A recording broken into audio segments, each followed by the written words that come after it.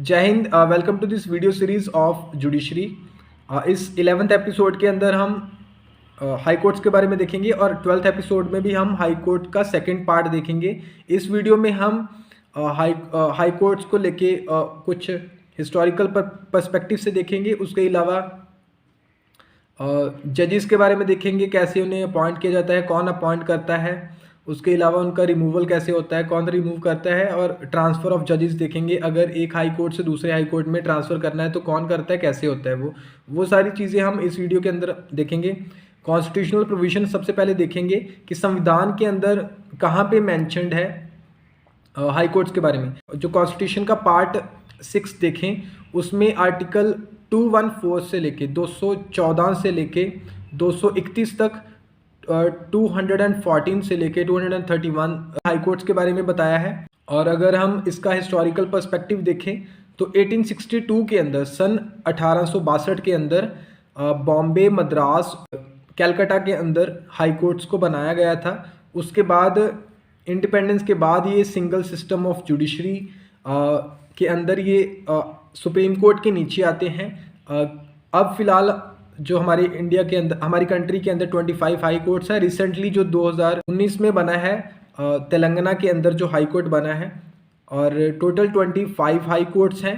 Article 214 के अंदर बताया गया है कि there shall be high court for each state, लेकिन 7th कॉन्स्टिट्यूशनल अमेंडमेंट ऑफ 1956 के अंदर बताया गया था कि एक हाई कोर्ट एक से ज़्यादा स्टेट या यूनियन टेरिटरी के अंदर उसकी जुरिस्डिक्शन हो सकती है। अब हम देखेंगे कि जो हाई कोर्ट के जजेस होते हैं उन्हें कौन अपॉइंट करता है और कैसे उनकी अपॉइंटमेंट होती है।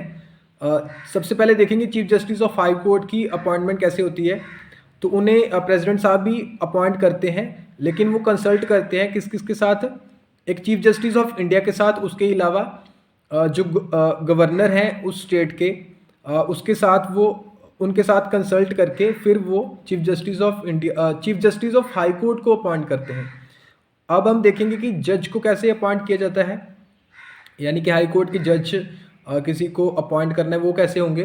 तो वो चीफ जस्टिस ऑफ इंडिया को कंसल्ट किया जाएगा, उसके अलावा गवर्नर को कंसल्ट किया जाएगा, और गवर्नर के अलावा वहाँ पे उस स्टेट के या उस हाई कोर्ट के जो चीफ जस्टिस हैं उनके साथ भी कंसल्ट किया जाएगा। चीफ जस्टिस को अगर अपॉइंट करना है तो गवर्नर और चीफ जस्टिस ऑफ इंडिया, और अगर जज को अपॉइंट करना है प्रेसिडेंट साहब ने तो चीफ जस्टिस ऑफ इंडिया को भी कंसल्ट किया जाएगा, गवर्नर को भी कंसल्ट किया जाएगा, और उसके अलावा उस हाई कोर्ट के चीफ जस्टिस को भी कंसल्ट किया जाएगा। और उसके अलावा अगर कोई कॉमन हाई कोर्ट है किसी एक या एक से ज़्यादा स्टेट के लिए, या एक स्टेट या दो स्टेट या एक यूनियन टेरिटरी जैसी, उसके बाद हम बात करेंगे एक्टिंग जज। एक्टिंग जज को प्रेसिडेंट साहब ही अपॉइंट करते हैं। मान लीजिए कि कलकत्ता हाई कोर्ट के अंदर किसी को एक्टिंग जज वहाँ पे बनाना है, तो एक्टिंग जज का यहाँ पे मतलब ये नहीं है कि मतलब उन्होंने एक्टिंग करनी है। एक्टिंग जज का मतलब है कि उनकी जगह पे टेम्पररी पीरियड के लिए किसी जज की अगर सीट वैकेंट, अगर एब्सेंस है, वो एब्सेंट है, तो उनकी जगह पे किसी और को टेम्पररी पीरियड के लिए जज बनाना। और वो और उसके अलावा अगर मान लीजिए कि कोई जज को टेम्पररी पीरियड के लिए चीफ जस्टिस बनाया है हाई कोर्ट का, तब उस कंडीशन के अंदर किसी और को एक्टिंग जज बनाया जा सकता है। तो वो कौन अपॉइंट करता है, वो प्रेसिडेंट साहब ही करते हैं। लेकिन वो जो पर्सन है जिसे एक्टिंग जज की तरह उन्होंने काम करना है, और वो क्वालिफाई होना चाहिए जज बनने के, जो क्वालिफिकेशंस है वो पूरी होनी चाहिए उनकी। उसके अलावा हम एडिशनल जज देखेंगे। एडिशनल जज कब अपॉइंट किया जाता है, मान लीजिए हाई कोर्ट के पास या क्वारम नहीं है किसी सेशन को कंप्लीट करने का, या उनके ऊपर वर्कलोड बहुत ज़्यादा है, तो किसी और को एडिशनल जज जो है वो बनाया जाएगा। यहाँ पे किसी और का मतलब ये नहीं कि किसी को भी उठा के बना दिया जाएगा। यहाँ पे ये मतलब है कि किसी कोई जो पर्सन है वहाँ पे, कोई मेंबर है जो जज बनने के लायक है, उसके पास क्वालिफिकेशंस हैं, तभी उन्हें जज की सीट पे वहाँ पे बिठाया जाएगा, एडिशनल जज की सीट या एडिशनल जज उन्हें बिठाया जाएगा और वो अपॉइंट करेंगे, प्रेसिडेंट साहब भी करेंगे, लेकिन उनका जो टर्म रहेगा वो 2 साल का रहेगा, 2 साल से ज़्यादा वो नहीं कर सकते।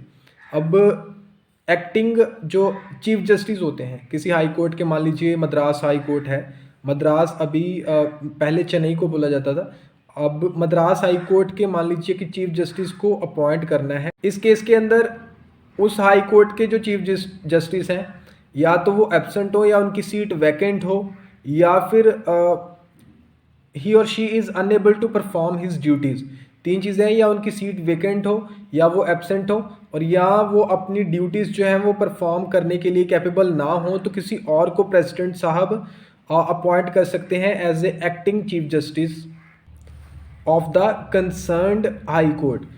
और उसके अलावा हम रिमूवल की बात करेंगे तो रिमूवल इनका सिमिलर फैशन के अंदर होता है, सिमिलर वे में होता है जैसे सुप्रीम कोर्ट के जजेस का रिमूवल हमने देखा था। वो आप पिछली वीडियो में जाके जब आप इस चैनल पे जाओगे तो आप प्लेलिस्ट खोलना, प्लेलिस्ट में जुडिशरी होगा तो उसमें जाके आप पिछली वीडियो जो देख सकते हो, वहाँ पे रिमूवल ऑफ सुप्रीम कोर्ट जजेस कैसे होता है। सिमिलर वे के अंदर हाई कोर्ट के जजेस का भी रिमूवल होता है, सिमिलर फैशन के अंदर।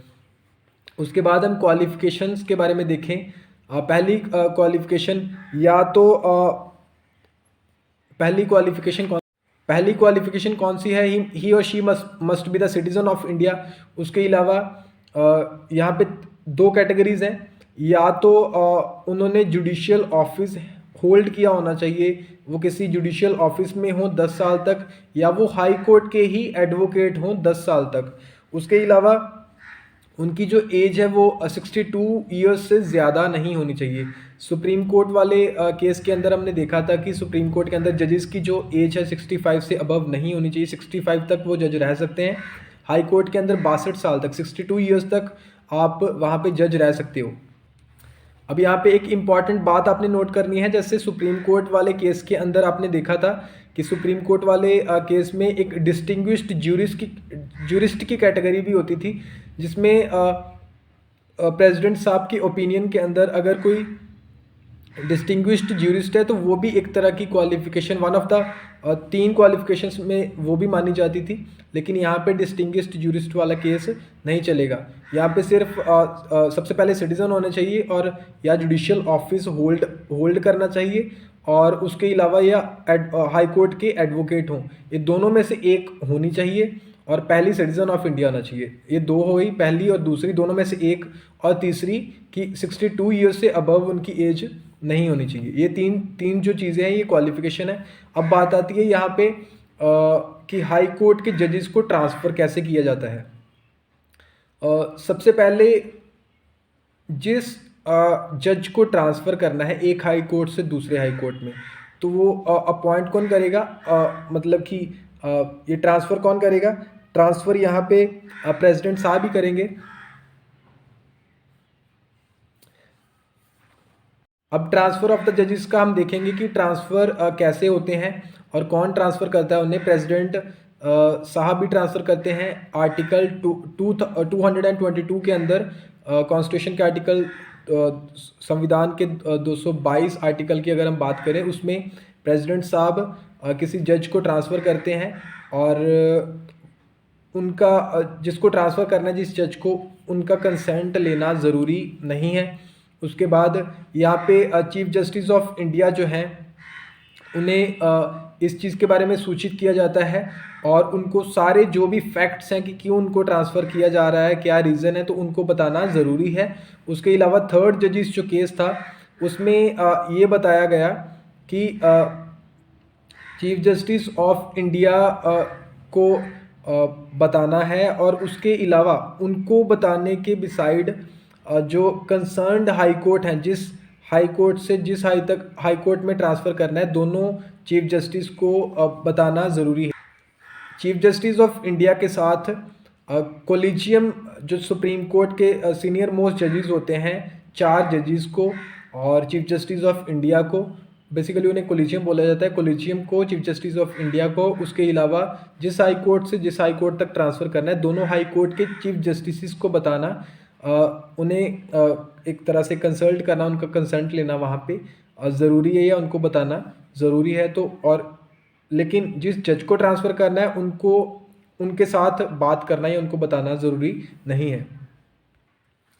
इस वीडियो में इतना ही। नेक्स्ट वीडियो के अंदर हम हाई कोर्ट वाला ये जो पोर्शन है इसे फिनिश कर लेंगे सेकंड पार्ट के अंदर। ये फर्स्ट पार्ट था।